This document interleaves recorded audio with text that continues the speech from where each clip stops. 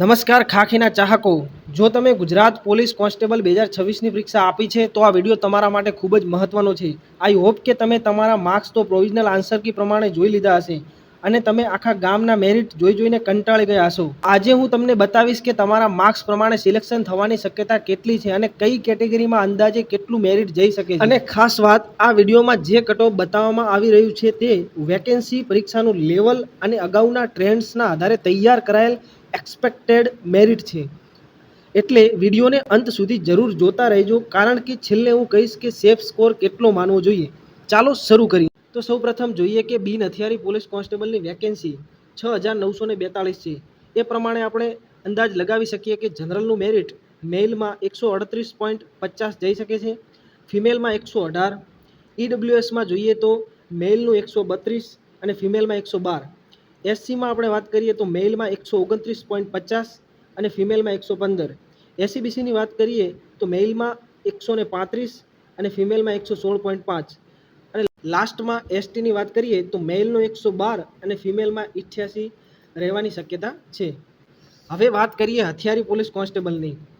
જનરલમાં મેલમાં 133.50 અને ફિમેલમાં 106, ઈડબ્લ્યુએસની વાત કરીએ તો મેલમાં 126.50 અને ફિમેલમાં 105, એસસીની વાત કરીએ તો મેલમાં 124.50 અને ફિમેલમાં 100, એસસીબીસીની વાત કરીએ તો મેલમાં 130 અને ફિમેલમાં 108, એસટીની વાત કરીએ તો મેલમાં 102 અને ફિમેલમાં 83। આગળ વાત કરીએ જેલ સિપાહીની, તો જનરલમાં 127 મેલમાં અને ફિમેલમાં 102, ઈડબ્લ્યુએસમાં મેલમાં 122 અને ફિમેલમાં 97, એસસીની વાત કરીએ તો મેલમાં 119 અને ફિમેલમાં 96+, એસસીબીસીની વાત કરીએ તો મેલમાં 124 અને ફિમેલમાં 100, લાસ્ટમાં એસટીની વાત કરીએ તો મેલમાં 95 અને ફિમેલમાં 84।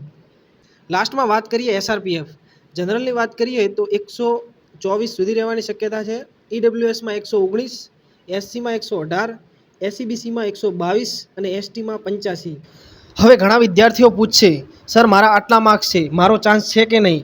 જો તમારા માર્ક્સ આ અંદાજિત કટઓફ પ્રમાણે થતા હોય તો તમારો ચાન્સ સારો કહી શકાય, અને જો 1-2 માર્ક્સ ઓછા થાય તો પણ નિરાશ થશો નહીં, કારણ કે ફાઇનલ મેરિટ ઘણી બાબતો પર આધાર રાખે છે, જેમ કે કેટલા ઉમેદવારો પાસ થયા છે, કેટલાએ ડોક્યુમેન્ટ વેરિફિકેશન સુધી પહોંચ્યા છે, કેટેગરી વાઇઝ કોમ્પિટિશન કેટલું છે, નોર્મલાઇઝેશન અથવા અન્ય ભરતીની પ્રક્રિયાઓના પરિબળો પર આધાર રાખે છે, એટલે કે ઓફિશિયલ મેરિટ આવ્યા પછી જ ફાઇનલ કન્ફર્મેશન થશે, તેથી ચિંતા કરશો નહીં।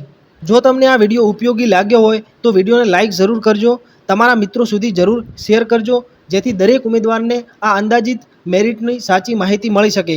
અને જો તમારા માર્ક્સ પ્રમાણે સિલેક્શનનો ચાન્સ જાણવો હોય તો નીચે કોમેન્ટમાં લખજો તમારી કેટેગરી, જેન્ડર અને માર્ક્સ। હું શક્ય હોય તેટલા બધાને રિપ્લાય આપીશ। આભાર અને તમારા પરિણામ માટે દિલથી શુભેચ્છા।